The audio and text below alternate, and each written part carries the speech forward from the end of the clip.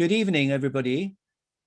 Today is the 1383rd meeting of the Brighton and Sussex Medical Chirurgical Society meeting.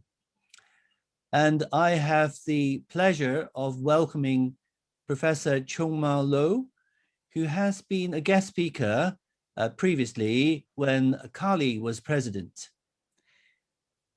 Professor Lo will be giving a lecture called A Tale of Two Cities, from liver transplantation in Hong Kong to healthcare transformation in Shenzhen, which is a neighboring city just next to Hong Kong in mainland China.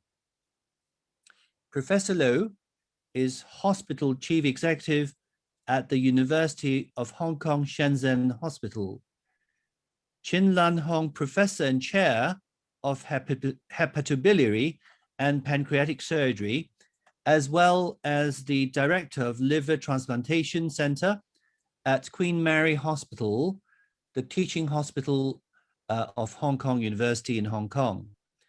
He is internationally renowned for his expertise in hepatobiliary surgery, liver cancer, and liver transplantation.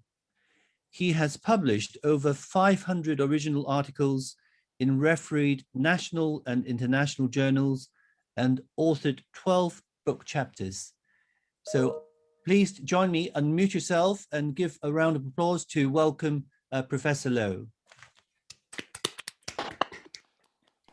Thank you very much, Chris, good evening or good morning, everyone, because it's 2 o'clock in the morning in Hong Kong. I need to thank Chris for giving me this opportunity to wake up early in the morning and to join this Zoom meeting. I know this is a very distinguished audience, and you're coming from different specialties. As Chris has just introduced, I'm a hepatobiliary surgeon, meaning I operate on the liver. And in particular, I have a special interest in liver transplantation. Now, let me first of all start to share my screen. As Chris has just explained, I'm a liver transplant surgeon, and I grew up in Hong Kong, and I received education in Hong Kong. But it's really, I believe it's like a miracle that in recent 10 years, I moved majority of my time to Shenzhen, which is the city just to the north of Hong Kong. And for those of you who've been to Hong Kong, you may be aware of the city of Shenzhen, which is now actually the center of innovation for the whole China. Now, this talk, in the next 15 minutes or so, I'll be sharing with you basically my career, my medical career.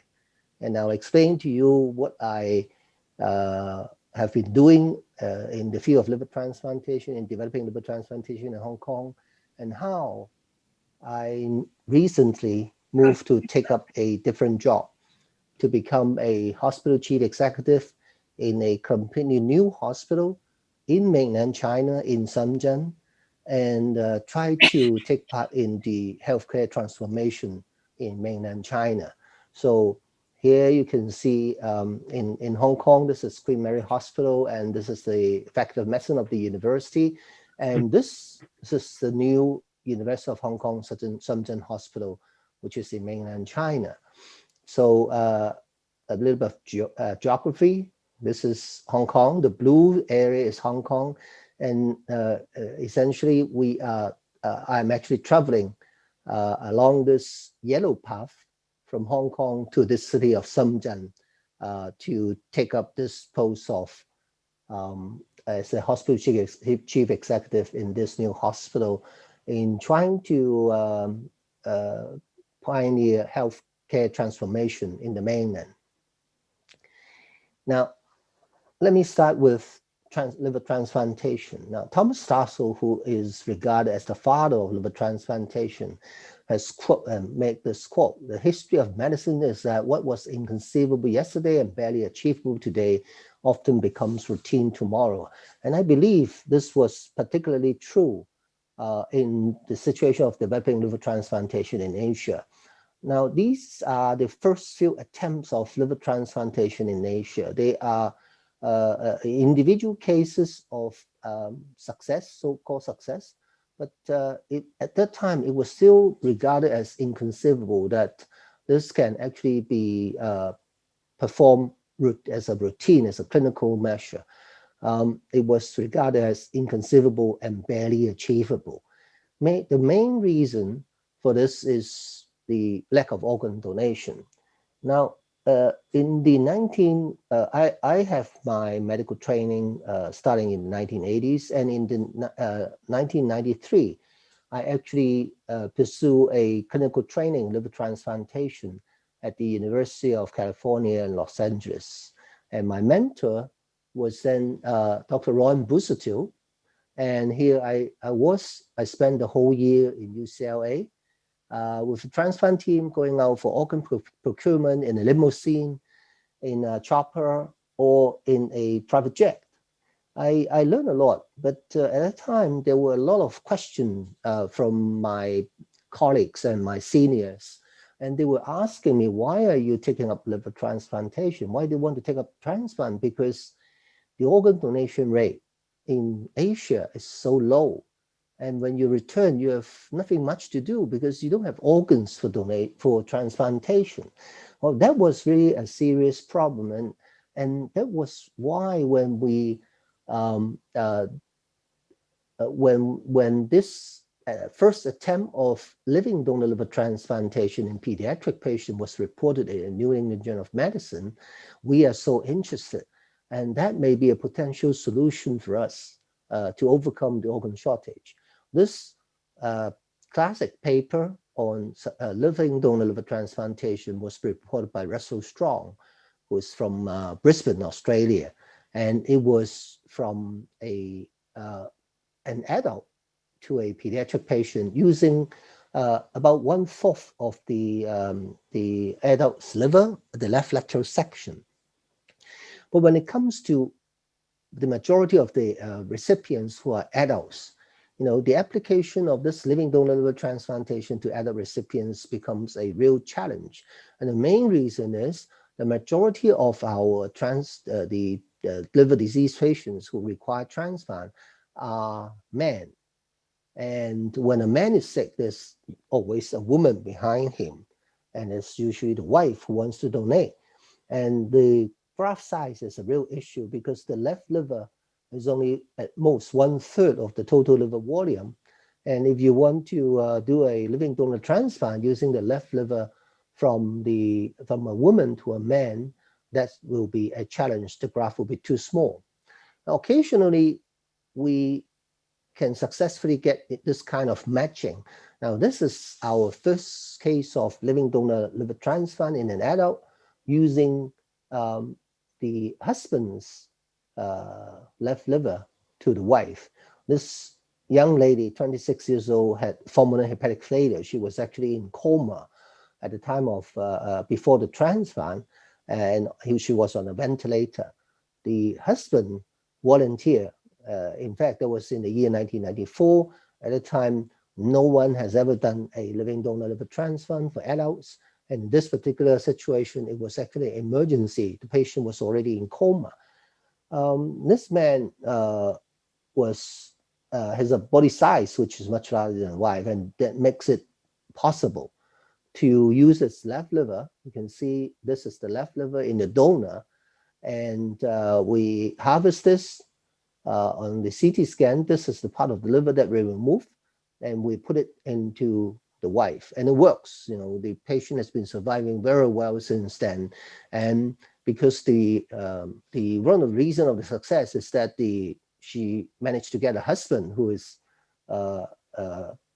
heavier, have a bigger body size than her. So, this may be one of the factors for people to choose their husband when they get married, is to get someone who's of a bigger size so that the transplant is feasible. And obviously, you have to choose the husband with the right blood group as well, so as to get a matched organ.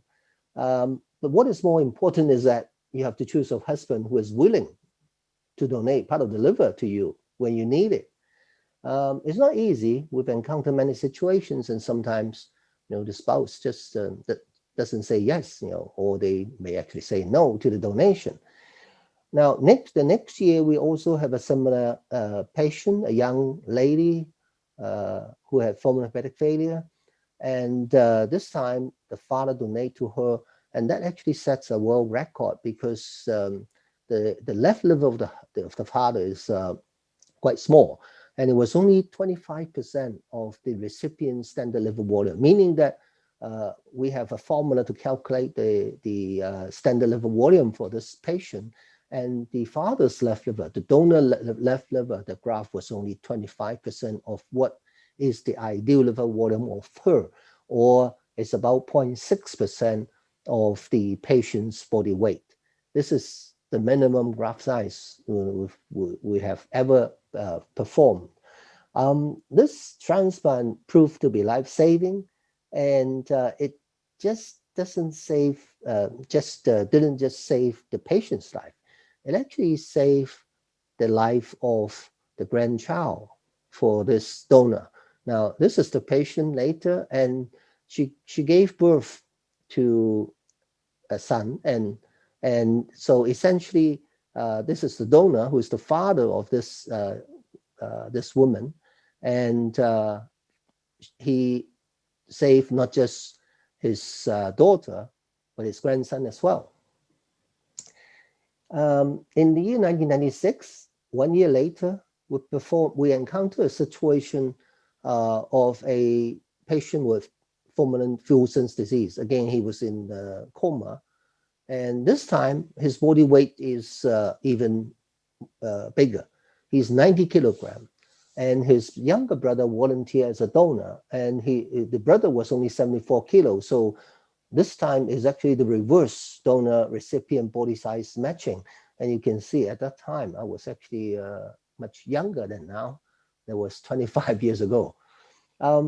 We figured that the left liver will not be enough. So for the first time, we did a right loop living donor liver transplantations, meaning that we took the right liver, or 2/3 of the total liver volume from this donor, and put it into his brother's his brother. And this is reported in the journal Transplantation, and it was a success. Now, this is a pretty invasive procedure, I'll say, for the donor.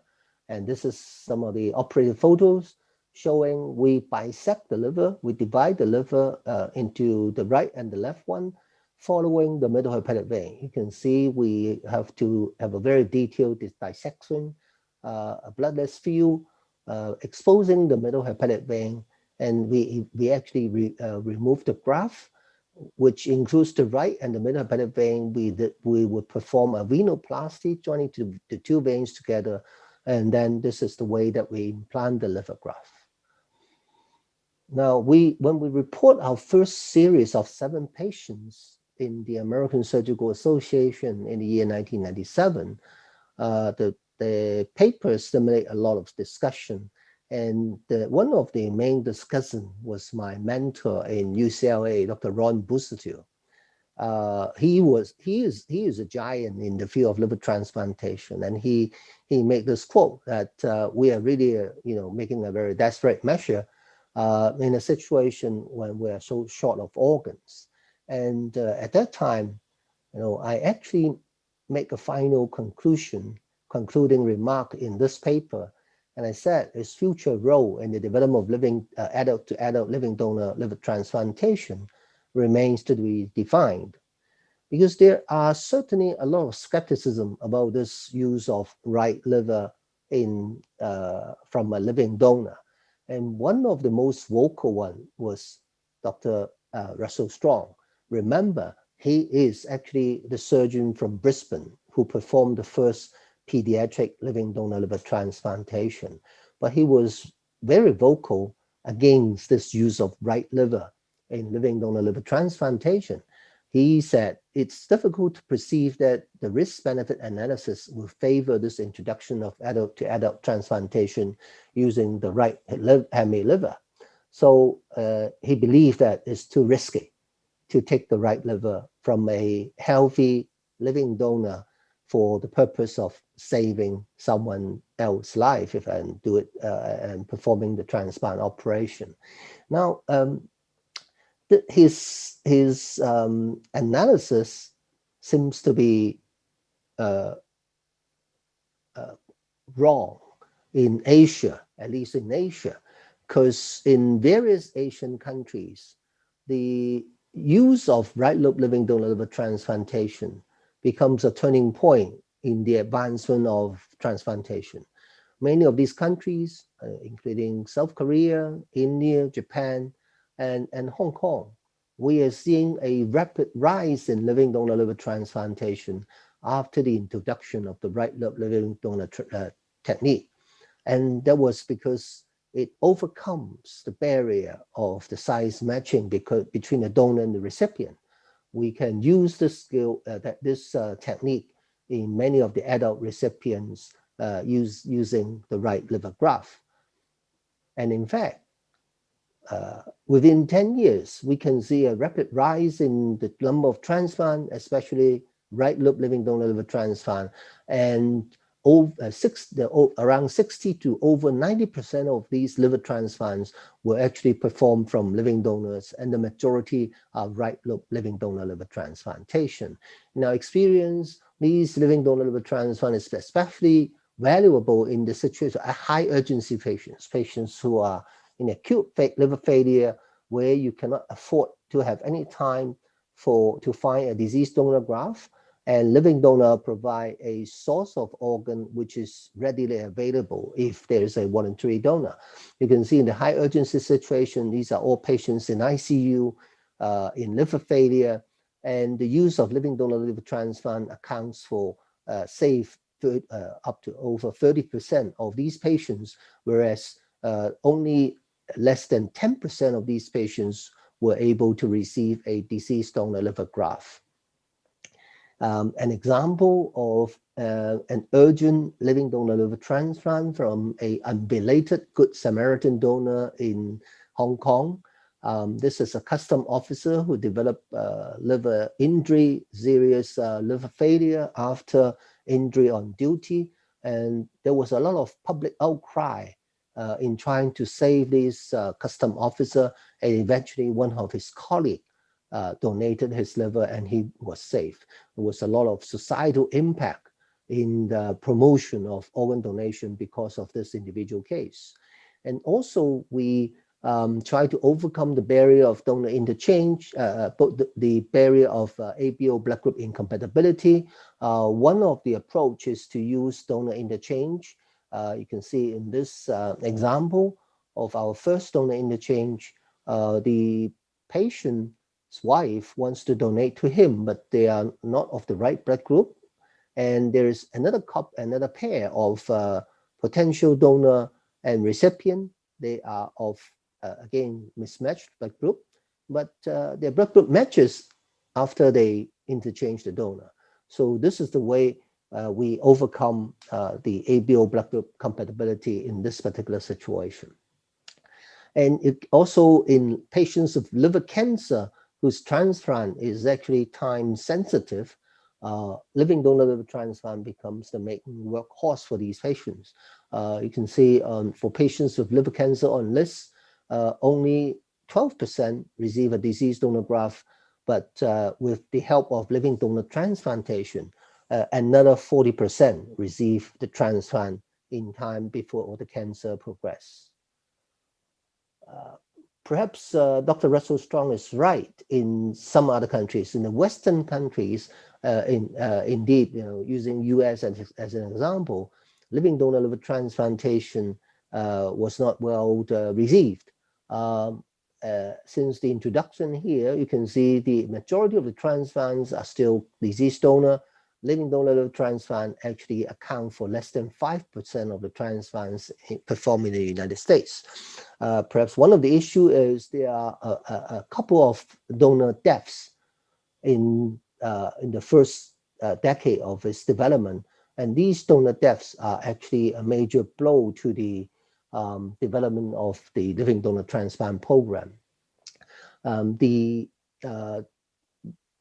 There's this group in the Vancouver Forum.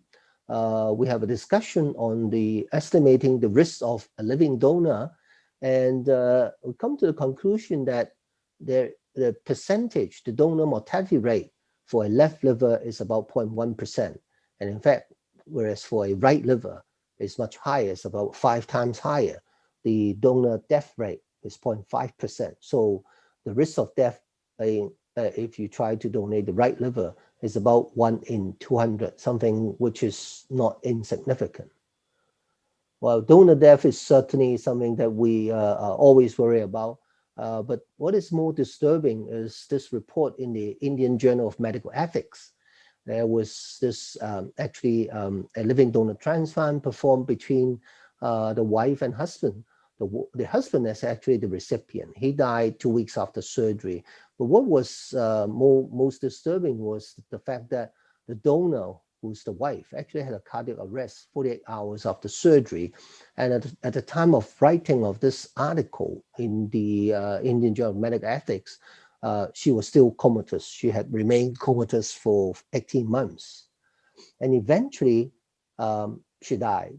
She died 4 years after transplantation. And in fact, this living donor transplant is actually a procedure which can potentially give you a 200% mortality. So one living donor liver transplant operation can give 2 deaths. And what is most disturbing was in this discussion, the family members make this accusation because they have been informed that there was actually a cadaver liver available before the living donor transplant operation. They were told to decide within a short time to pay for a sum of money for a charter flight to bring the liver. And because they could not afford it, they resort to a living donor liver transplantation. So in this particular situation, the indication for performing a living donor liver transplant was not actually a lack of organ donor. There was a cadaveric liver. The indication was actually a lack of money. Living donor death is something that we don't want. One is too many, and we have a lot of patients dying on the waiting list. But if you see this, a donor death, you may end up, with the end of the transplant program. Now, this is still what we are doing in Hong Kong. The majority of the transplants in Hong Kong are still from living donors, and we are very mindful that we have to secure the donor's safety. Now, let me switch from Hong Kong to this city of Shenzhen, and I'll try to explain to you, this our neighbor, how this city has developed over the last 40 years. When I was actually pursuing my work on liver transplantation in Hong Kong. Now, in the 1980s, this is Shenzhen. And you can see when Hong Kong in the 1980s is already a pretty well-developed city, it's a British colony, and you can see this double-decker bus, similar to those in London. Now, when you can see that in the 1980s, Hong Kong is already quite well-developed, Shenzhen is actually a rural area with farmlands and fishing points. The population is only 0.33 million, only 330,000 people, and only less than 10% of that of Hong Kong. And the GDP is actually less than 1% of that of Hong Kong. And of course, with that kind of population and GDP, there is very little healthcare facility. And that was about 40 years ago, and when I was starting my career, my medical training. But within 40 years, Shenzhen turned into was really a miracle. You can see the population of Shenzhen now is almost double that of Hong Kong. It used to be only less than 10% of Hong Kong, but it's now double that of Hong Kong. And the GDP of Shenzhen has actually exceeded Hong Kong. And you can see the total number of hospital beds in Shenzhen is now about 60% more than that of Hong Kong. If you go to, I really wish to invite you to come to see Shenzhen. It's actually the city of innovation for the main China, China. Most of the giant tech companies in China are actually based in Shenzhen, including the Huawei company, you know, the cell phone company, the tech company, which is now the main target in the Sino-US trade war. And let me introduce a little bit about the Greater Bay Area for you. Shenzhen, Hong Kong together now is actually now part of the Greater Bay Area, which includes 9 cities and 2 special administrative regions. This Greater Bay Area has a total population of 71 million, actually very comparable to the whole United Kingdom, with a GDP of 1.6 trillion. It's about 12% of China's GDP, and actually, if you consider this as a standalone economic entity, it's the 13th largest in the world. And China has a mission, a plan to develop this Greater Bay Area to compete with the other Bay Areas in the world. And this is where Shenzhen and Hong Kong is.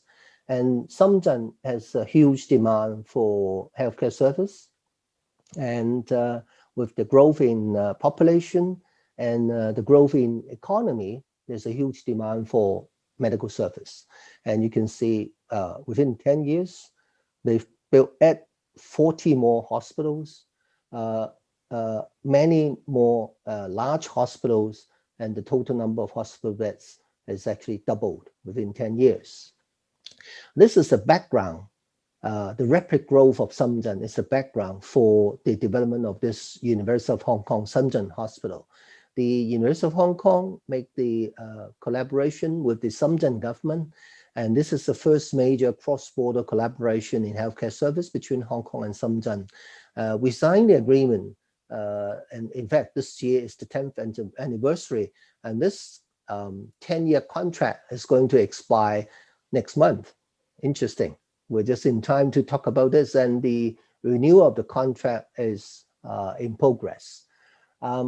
So starting 10 years ago, we started this journey from Hong Kong to Shenzhen, and let me show you a bird's eye view of the hospital. This is actually a very modern and well-designed hospital, and in fact, in the year 2019, we won the most beautiful hospital award in China. The phase 1 has a total investment by Shenzhen government of 4 billion RMB, a huge construction site with 2,000 beds and expected daily outpatient of 10,000.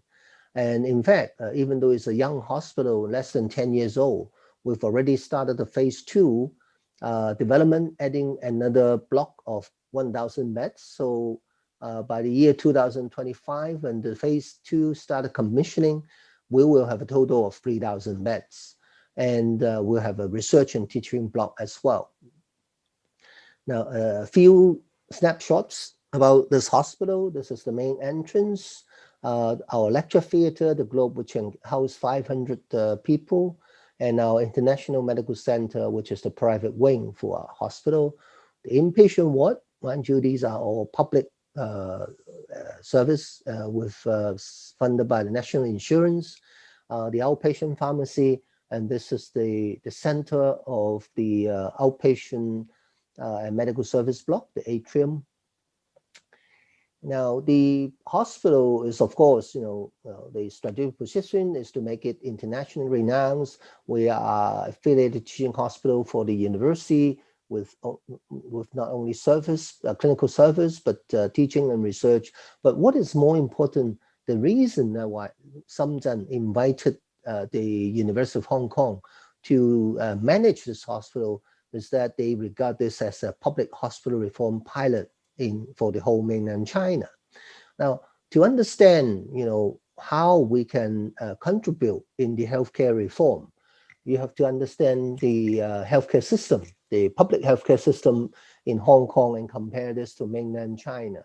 Now, interesting, in Hong Kong, all the public hospitals are centrally managed by the hospital authority.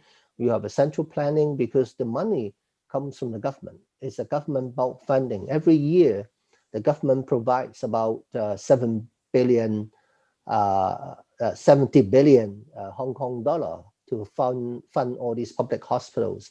And so basically, the healthcare service is free, pretty much like the national, the NHS system in the UK. And the staff get a fixed salary. On the other hand, in mainland, it runs in a very different way. Each hospital has independent operation, and the hospital has to be self-financed. So if the hospital doesn't run well, you can go into bankruptcy and the hospital will have to close. So in a way, many of the healthcare services in the public hospital in mainland is market-oriented, and patients have to, the services on a fee-for-service basis, although most patients will have national insurance to pay for the fee. The salary system is also based on more on incentive and bonuses. The fixed salary is very low, sometimes about 10%, and the majority is incentive and bonuses. Now, the advantage of these two systems is that for Hong Kong, because it's so well planned and the salary are fixed, is the quality and the standard. Whereas in China, because they have very strong emphasis on bonus and incentive, and each hospital has to earn its own living.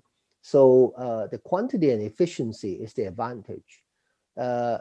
For these approach, Hong Kong has the healthcare service is more professional, whereas in the mainland, many of these public hospitals, even though they are public, they become more commercial.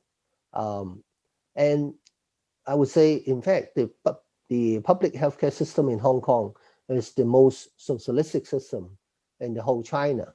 And in the mainland China, even though mainland China is regarded as a socialist country, in fact, they practice capitalism in public healthcare.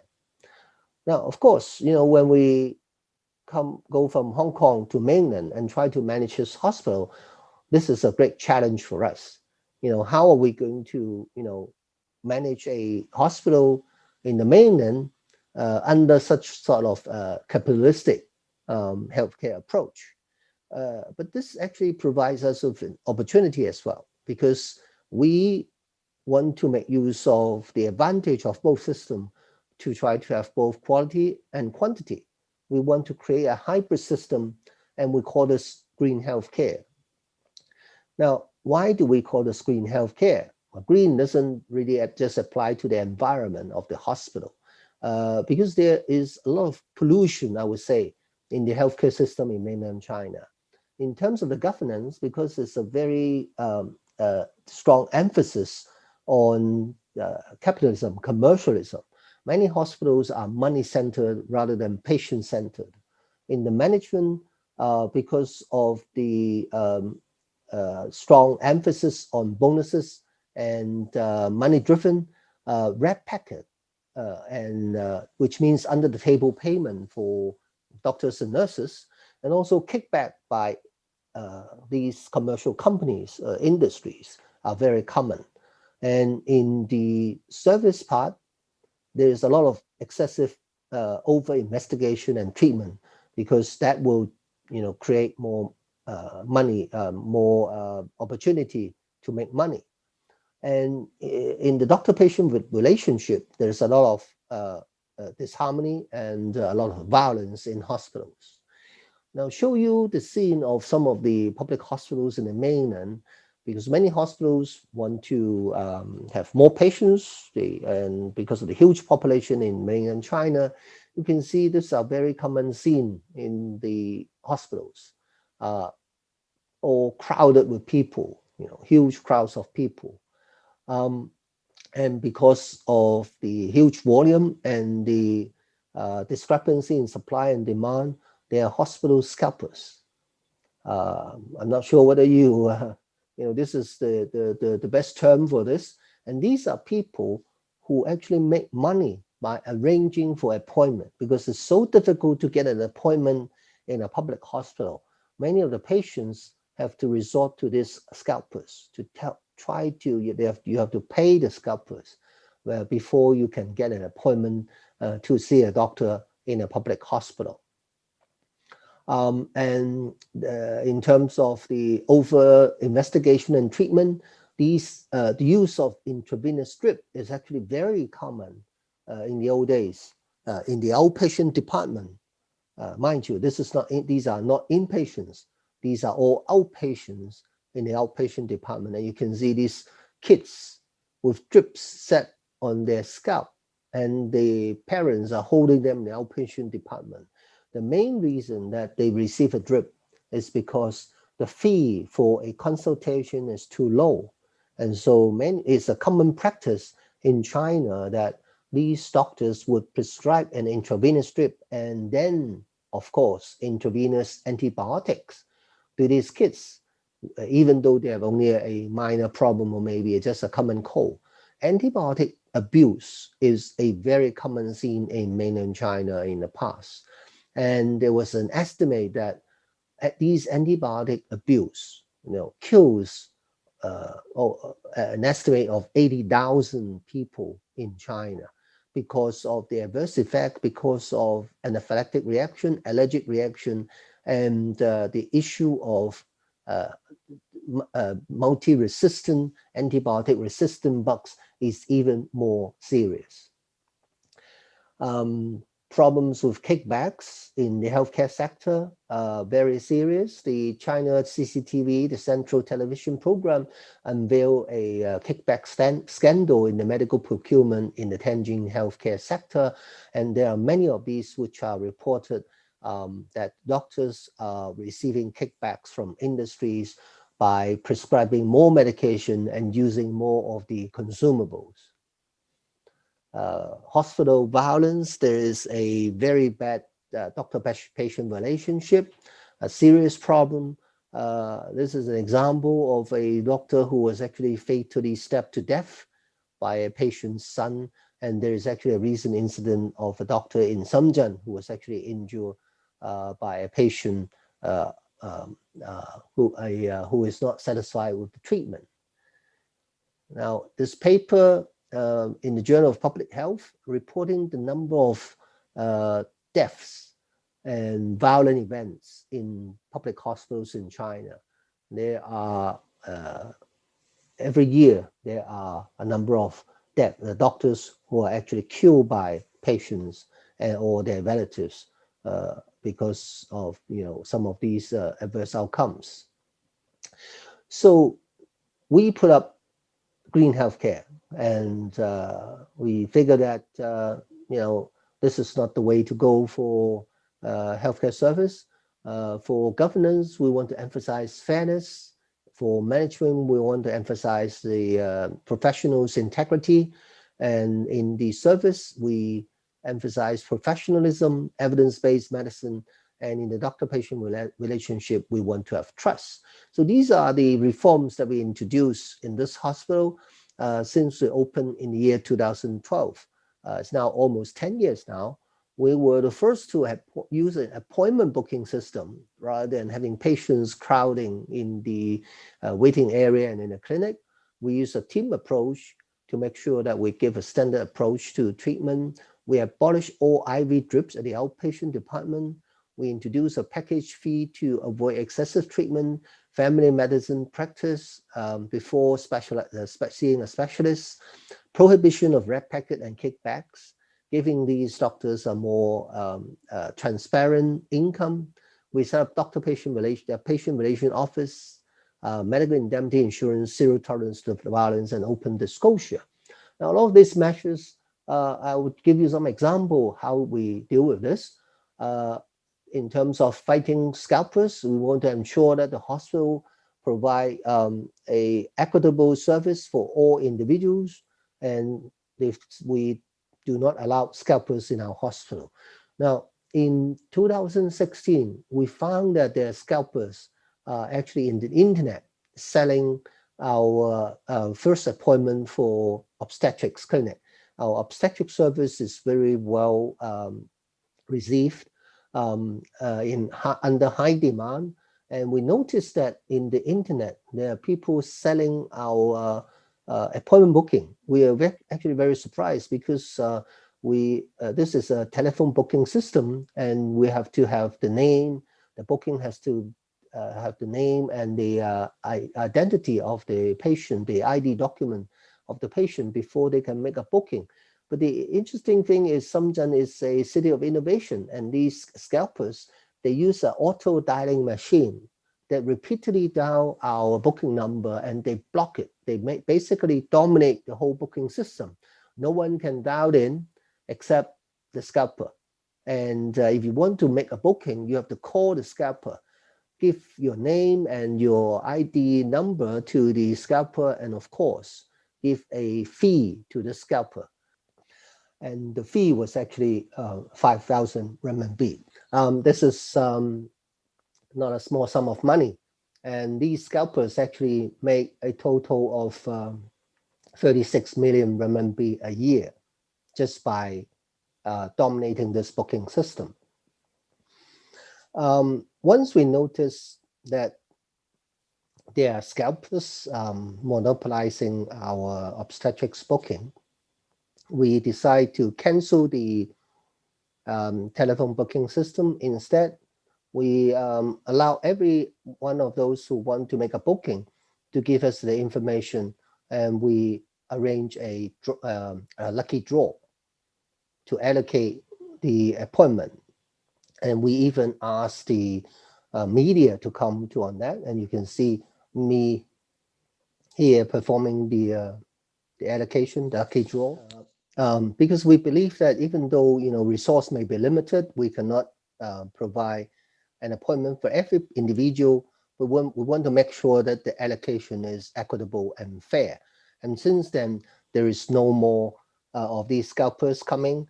In fact, our use of drawing lots for allocation of resources was actually widely publicized in the media. And they all say that this is the first time in the history in China that there is a lucky draw for appointment booking in the hospital. And even now, the Shenzhen Health Bureau, when they have something which the demand exceeds supply, for example, when in the use of certain vaccine, HPV vaccine, for example, they now use these drawing lots for allocation.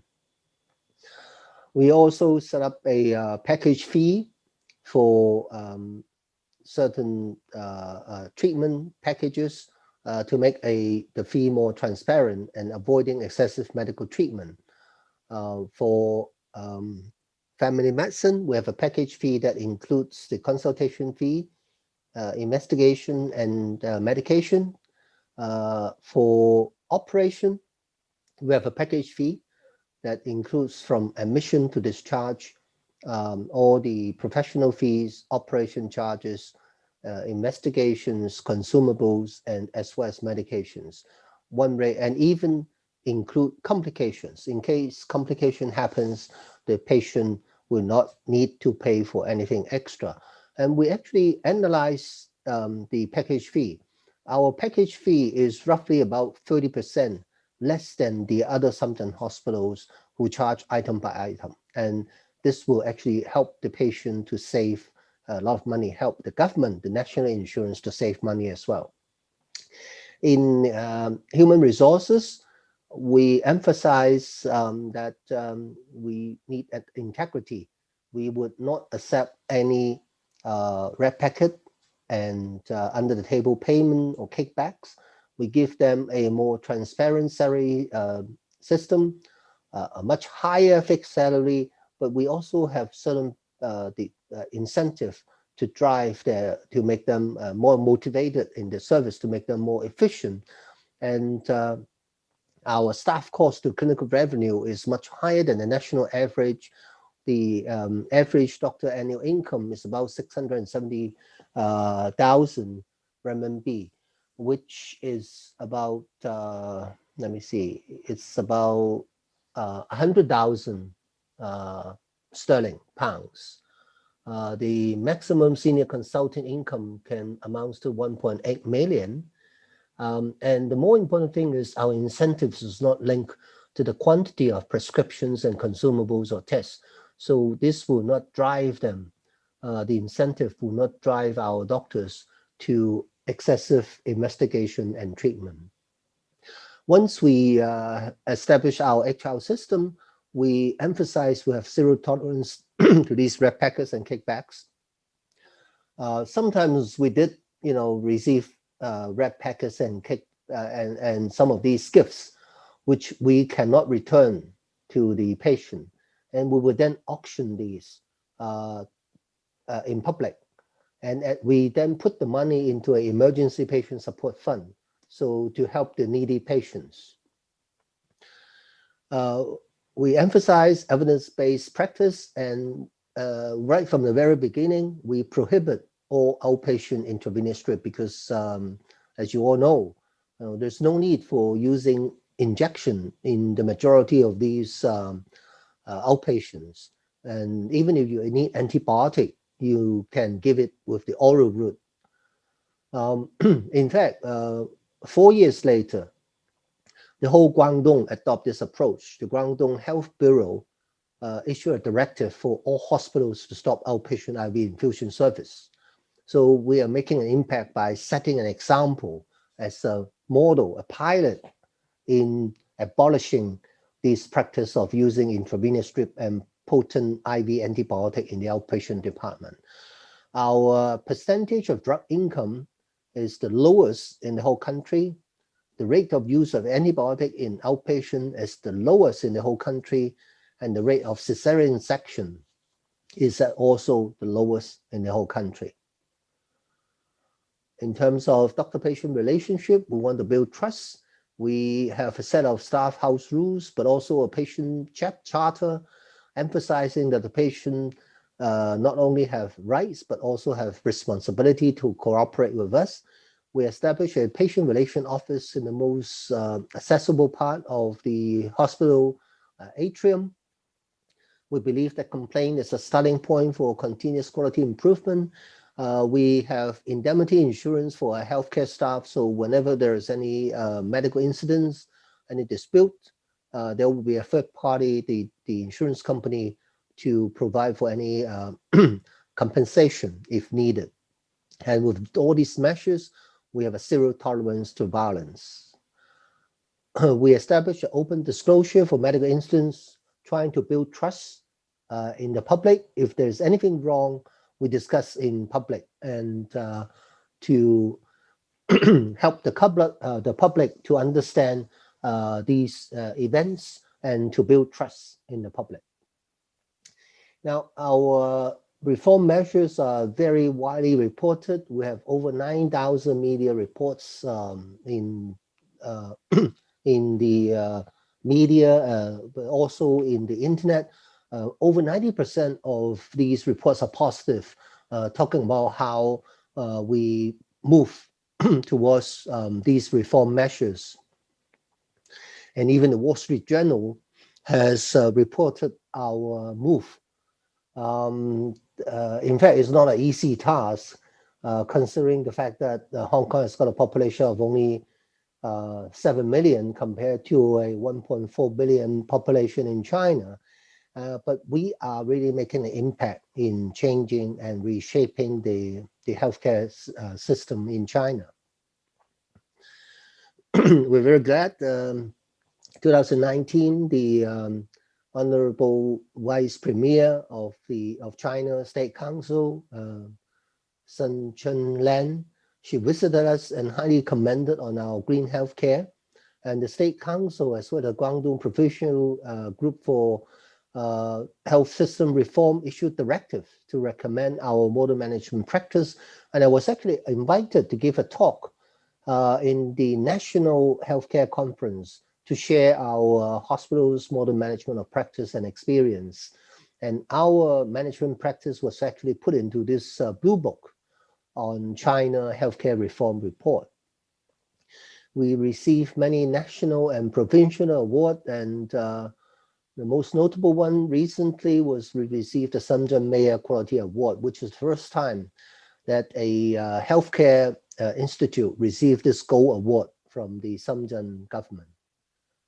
Also some international awards on hospital management, the Asian Hospital Management Award on Patient Safety Excellence, and also this Australians ACHS Global Quality Improvement Award.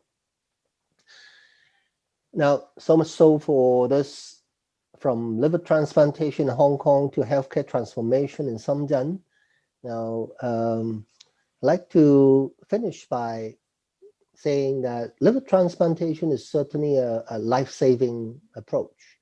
I have many fond memory of how we managed to have innovative surgical skills to save patients, not just a patient, but a family. We're saving hundreds and thousands.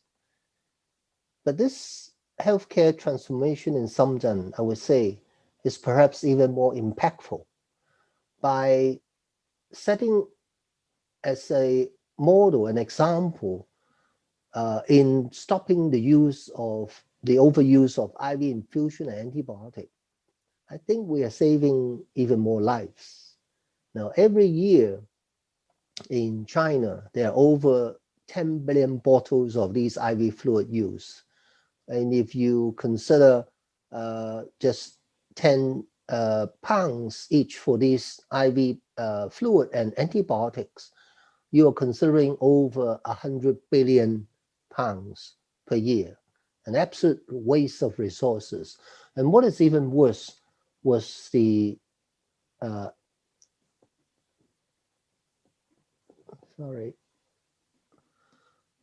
what is even worse was the potential for adverse effects and even deaths because of these antibiotic abuse, which can amount to over 10,000 or even more patients. So our healthcare transformation really saved life as well. And what is more rewarding for me is to see this, our hospital becoming a model. And in China, there are many rare diseases. And one of the examples is this so-called China door disease, osteogenesis imperfecta.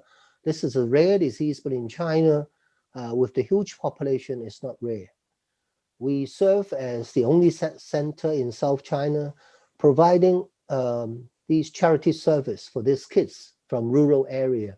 This is a 5-year-old kid from Guizhou, which is in the western part of China, much less developed than Shenzhen. And these kids, they cannot afford healthcare. This disease, osteogenesis imperfecta, is a genetic defect, and the kid has got very brittle bone, and once they start walking, they fell and they broke their bone. And with repeated fractures, the lower limbs gets completely deformed. And they were actually treated in the village by wooden board fixation only. And he has never been able to walk since then.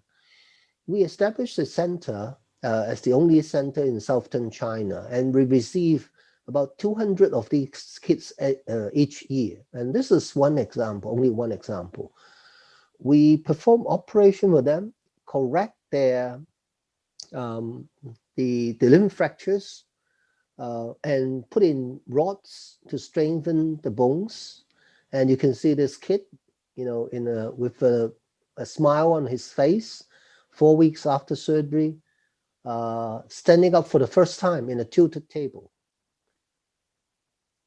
And 10 months after operation, he was able to sit on this, you know, toy car. And 18 months after operation, sorry.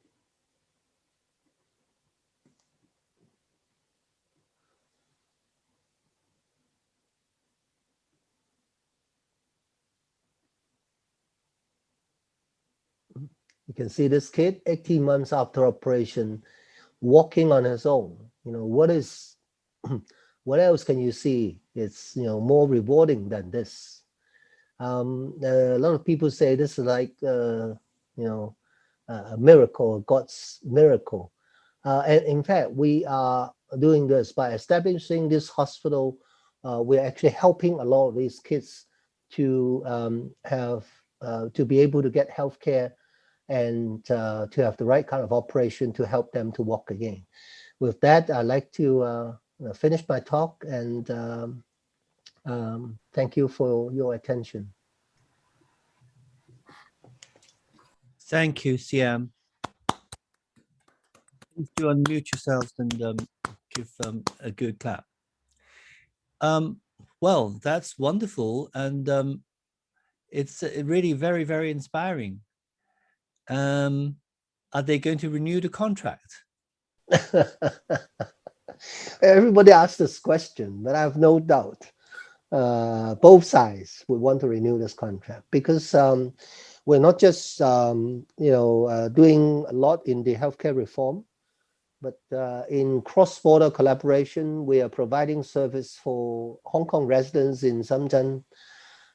We are also serving as the only pilot center for a new Hong Kong Shenzhen connection, that medications and devices which are registered in Hong Kong can be used in our hospital. We are the only hospital in Shenzhen, and this will actually help to hasten the registration of new medication and devices in mainland China.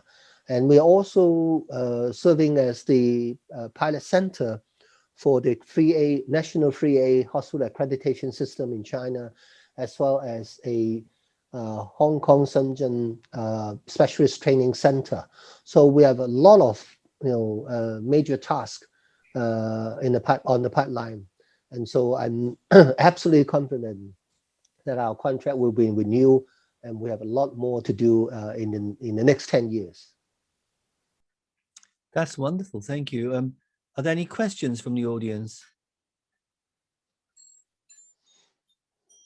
Kali. Yeah. Good morning, Professor Low, and that was fantastic. The last time you came and spoke to us was in person. That was, I think, about 10 years or more, I would say, when I was president of Metkai Society. So this time we are hearing you virtually. And I also had the pleasure of meeting you briefly when I went to Hong Kong on my way to Australia a few years ago, and you were very kind. So thank you so much. And I have visited mainland China as well on a couple of occasions, because we have this contract with the health services there to have Chinese colleagues to come over and spend 3 months with us in various departments. And we have had about 150 of them so far in Brighton, which has been a fantastic exchange. And about 20 or 21 of our colleagues have spent a couple of weeks in China each. And so we have had firsthand experience of the amazing facilities and so on. But I'm particularly interested that you're emphasizing the importance of family medicine, because it appears that, what we noted was a lot of people turning up in hospital when actually perhaps what we would see in the UK is primary care. So where they will keep them out of hospital. And so I think these efforts that you're making are amazing, and wish you good luck. And I'm just waiting for this dreaded pandemic to end before we have more colleagues coming from China to spend time with us. Thank you very much. Thank you. Chris, can I come in? Yes. Yes, Professor Rajkumar, please. Yeah, come in. Thank you very much. That's an excellent eye-opening talk for us. My question to you is, I mean, these sort of reforms, when you take on what essentially are thugs, I know you gave them a very honorable name. How serious are you worried about your own security when you take on these thugs? Yeah, well, actually, some of my friends asked us, are we worried? And also, do we need to wear a helmet in the hospital? I said, well, a lot of these violence, stems from the practice. Imagine if you operate on a patient, you take the patient's red packet. Maybe I have to explain a little bit what is a red packet. We give these red packet that contains money to kids during Chinese New Year as a sign of good fortune.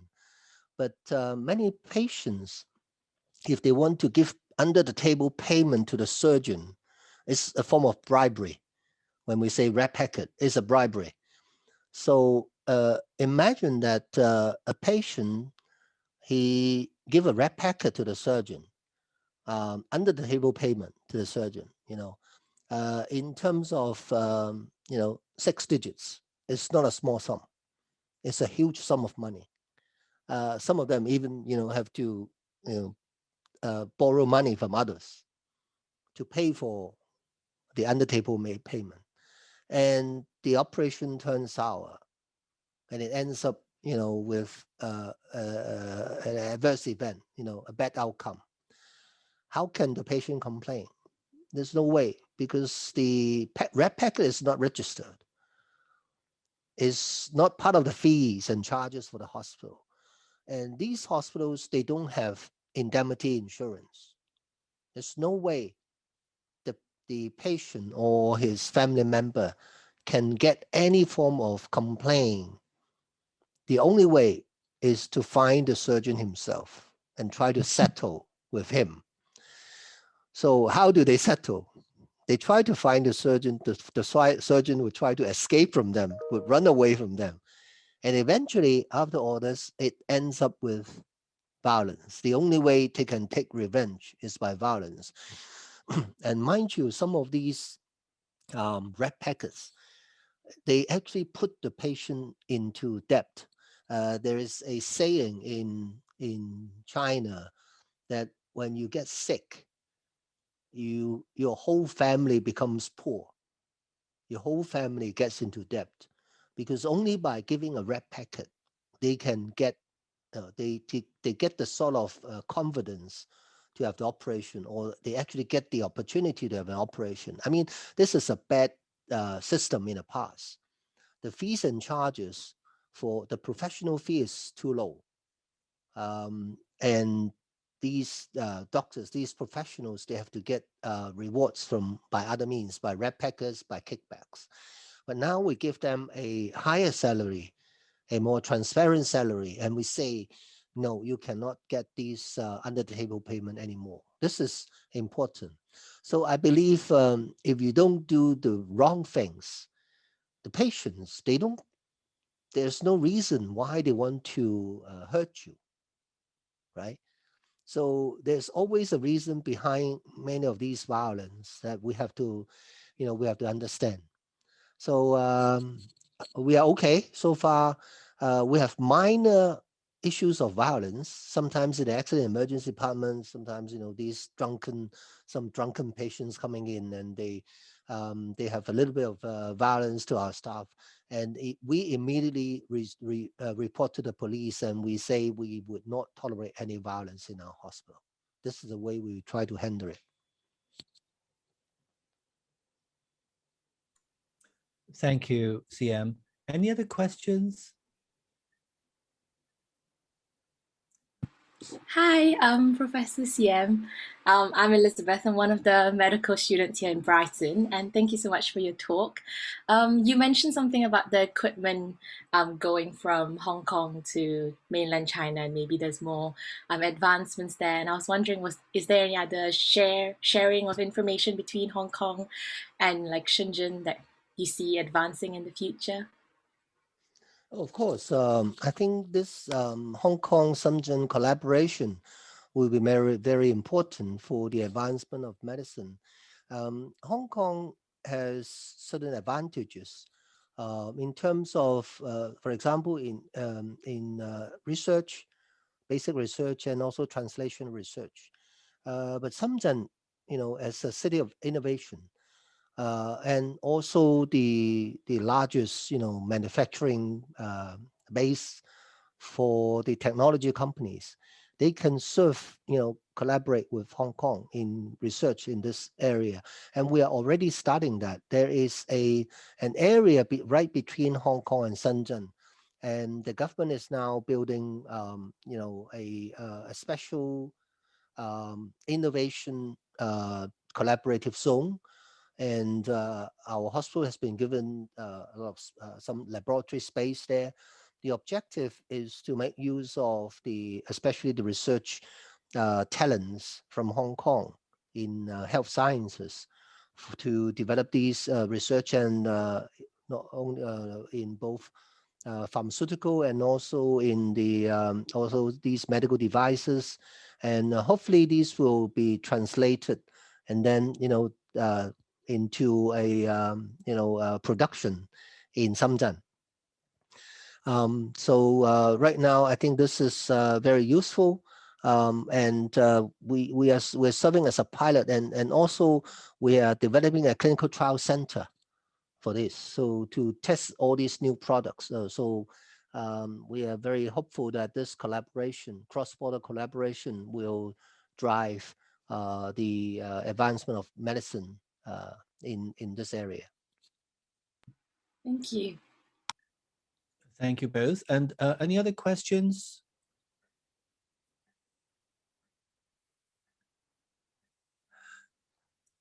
CM, I think you've stunned everybody, but I might ask you a question. It may not be as obvious as the first question. So if I were to ask you, if you look back at your very illustrious career, is there anything that you would do differently? And what advice do you give to our medical students in Brighton, many of whom will watch a recording of this? Well, I think when I look back at my path from a medical student to resident training, first of all, I decided to become a doctor, then a surgeon, then a liver surgeon, and then a liver transplant surgeon, and somehow I become a hospital administrator. You may call me a hospital administrator now. I find it, really amazing. It's you can't have this kind of planning. I've never planned this, frankly. No one can ever have a plan for this. A lot of this is the environment, the opportunity that gives me. In fact, when I was young, when I was in a secondary school, I have this intention to return to China to work. But miraculously, I materialized this so-called dream many years later, and I'm now actually literally working, and I'm living in China. I spend about 2 months in China now, and then come back to Hong Kong for a week to do some transplant operations, and then I return to live in Shenzhen. So I think the only thing that drives me through this path from Hong Kong to Shenzhen, from liver transplant to healthcare transformation, is one remark by my late father. He always said to me, he wants me to be a doctor. And the reason is that a doctor can always help people.